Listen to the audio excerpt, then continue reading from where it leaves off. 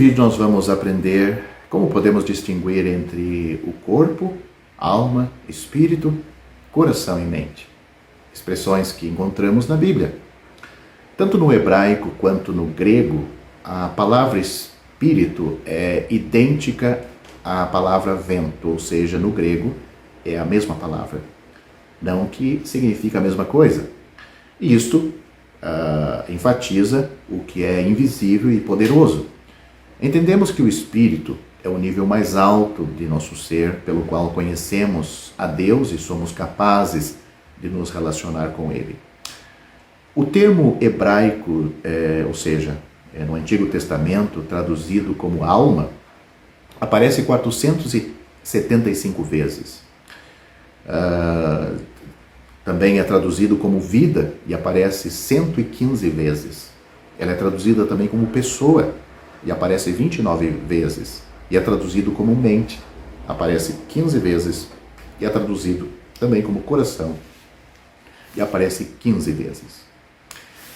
A Bíblia apresenta que a alma é a respiração, a criatura vive que respira, mas também a alma é geralmente identificada com emoções e desejos como nosso eu, intermediário que integra,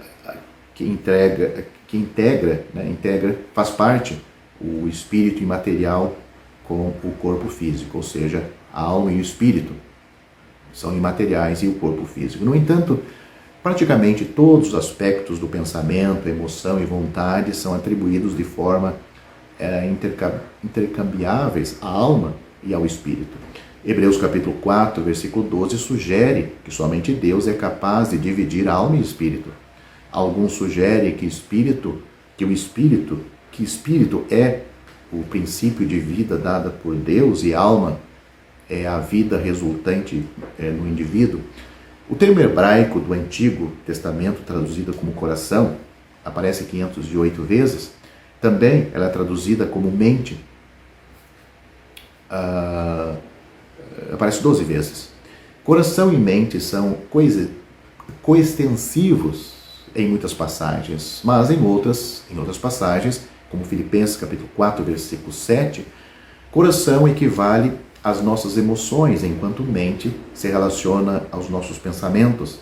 A mente é onde raciocinamos, tomamos nossas decisões e de onde nossa vida é dirigida. Paulo disse aos Efésios, rogai-vos, aliás, ele estava rogando sim, mas ele diz, renovai-vos no espírito da vossa mente. Efésios capítulo 4, versículo 23. Isso sugere que subjacentes aos nossos processos de pensamento consciente estão os princípios espirituais dos quais deriva o nosso verdadeiro caráter.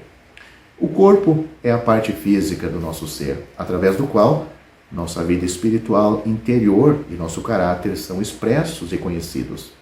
Esse relacionamento é complexo pela presença do pecado, o pecado dentro de nós, ou seja, a natureza pecaminosa dentro de nós. E experimentamos a confusão de emoções, desejos e comportamentos conflitantes. O termo bíblico que encontramos muitas vezes, a carne, descreve a distorção do nosso ser pelo pecado, usando os desejos do corpo para dominar e contaminar a alma e o espírito. Um versículo-chave do Novo Testamento é o que encontramos em 1 Tessalonicenses capítulo 5, versículo 23, que Paulo, o apóstolo, escrevendo aos crentes, ele disse, rogo a Deus que todo o seu espírito, alma e corpo sejam preservados irrepreensíveis. Paulo queria que o corpo, o espírito daqueles crentes, a alma e o corpo fossem irrepreensíveis diante de Deus. Como disse 1 Tessalonicenses capítulo 5, versículo 23. Fomos maravilhosamente projetados para existir no reino físico e através de nossos corpos, mas também compartilharmos características e capacidades espirituais com Deus, que é Espírito, e uns com os outros, no nível do Espírito e da alma. Espírito e alma podem existir conscientemente, independente do corpo, no caso de morte física e destruição do corpo. O que é negado por algumas seitas na cristandade. O que está se tornando óbvio na pesquisa do cérebro e na psicologia hoje é que o modelo materialista da realidade, que a mente nada mais é do que a atividade física, química, elétrica do cérebro e, portanto, não há responsabilidade moral pelo pensamento e comportamento, é completamente falso. Nosso pensamento, emoções, ou nossos pensamentos, emoções, escolhas, formam e mudam as estruturas do cérebro. Então, a mente é o mestre e o cérebro é o servo. No entanto, como pensamentos, crenças e sentimentos são armazenados como memórias no cérebro, o cérebro também os usa em interação contínua com a nossa mente e com o resto do corpo, de modo que cada um influencia o outro profundamente. O que normalmente a ciência procura negar para isentar o homem de alguma culpa, para que ele encontre alguma verdade que já está na Bíblia, que o homem é responsável. Existe uma natureza pecaminosa dentro do homem e ele é responsável diante de Deus pelos seus atos. O que pensamos, sentimos e acreditamos são tremendamente poderosos e importantes para determinar a pessoa que estamos nos tornando. Em que direção estamos nos desenvolvendo? Estamos crescendo em direção a Deus, cooperando com sua vontade e capacitando o poder de seu Espírito Santo que habita nos crentes?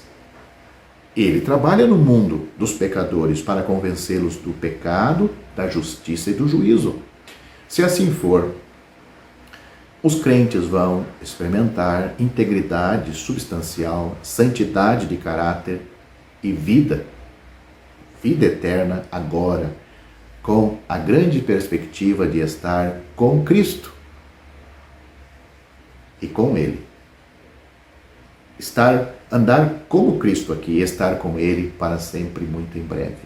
E os não salvos, deixando o Espírito Santo operar através deste vídeo que você está me ouvindo, convencendo-o dos seus pecados e que os seus pecados vai lhe levar para o inferno imediatamente após a morte, vai lhe despertar o interesse para resolver este assunto.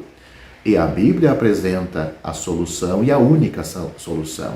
A Bíblia diz que em nenhum outro há salvação, a não ser no Senhor Jesus Cristo.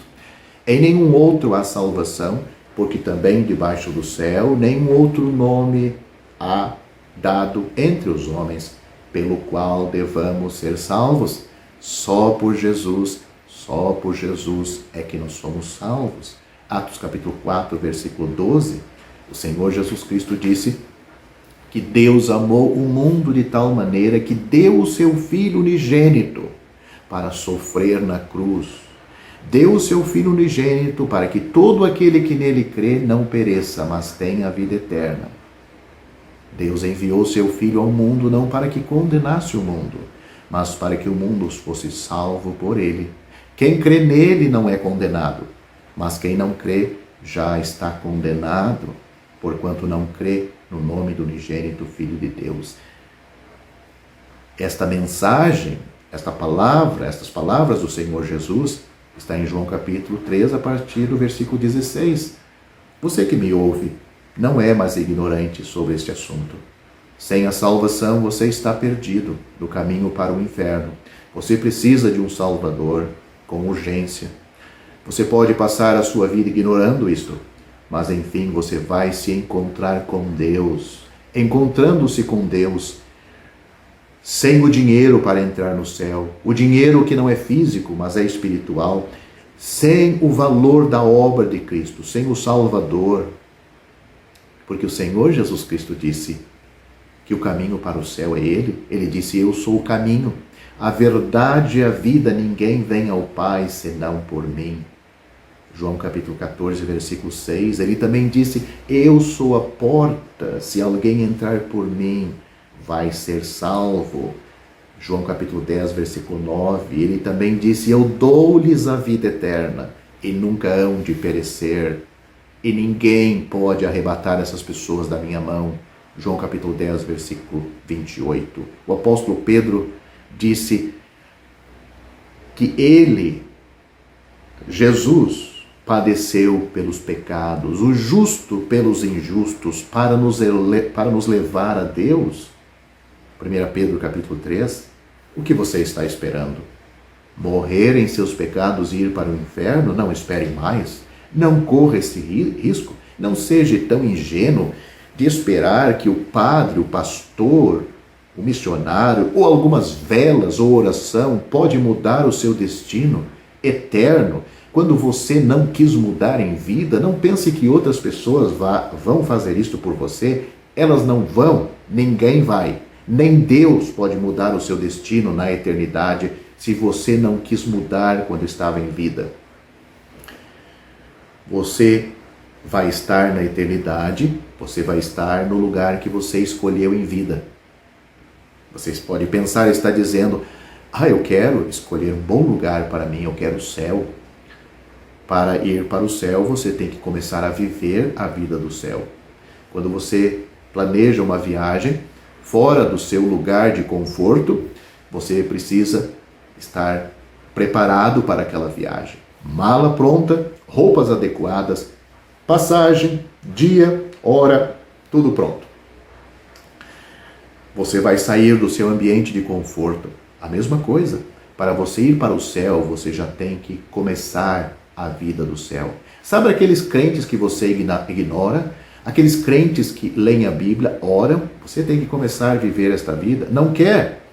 Portanto, você vai estar no lugar que você escolher. Se você quer o mundo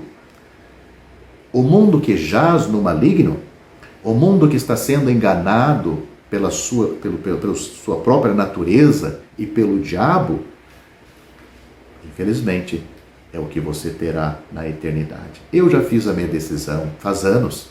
Eu escolhi Cristo para mim, Cristo para mim. Queiram os outros o mundo para si.